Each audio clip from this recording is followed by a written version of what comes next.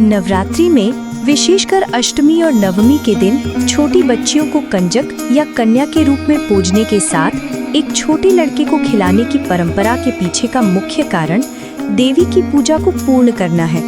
उन्हें भोजन कराने की परंपरा का बहुत गहरा आध्यात्मिक महत्व है। छोटी बच्चियों को ही क्यों पूजते हैं? इसके पीछे दो मुख्य कारण हैं। पहला, शुद्धता और सात्विकता यानी प्योरिटी और सत्व।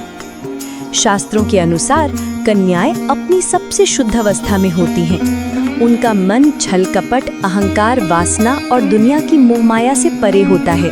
उनकी ऊर्जा पूरी तरह से सात्विक और दैवीय मानी जाती है।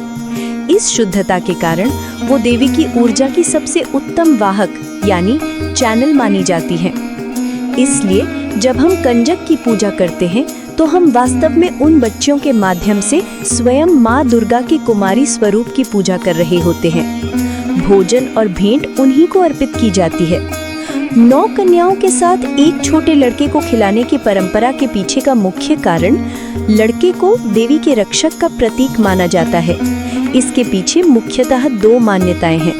पहली, बटुक भैरव का प्रतीक यानी द सिंबल ऑफ बटुक भैरव।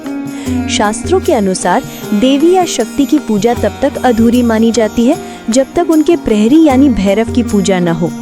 भगवान भैरव शिव के ही बाल और उग्र रूप हैं, जिन्हें देवी ने अपनी सुरक्षा के लिए नियुक्त किया था। 9 कन्याएं बराबर 9 देवियों का स्वरूप, एक लड़का बराबर बटुक भैरव का स्वरूप। इसलिए 9 देवियों की पूजा करने के बाद भैरव रूपी लड़के की पूजा और भोजन कराने से देवी की सुरक्षा और पूजा का चक्र पूरा हो जाता है।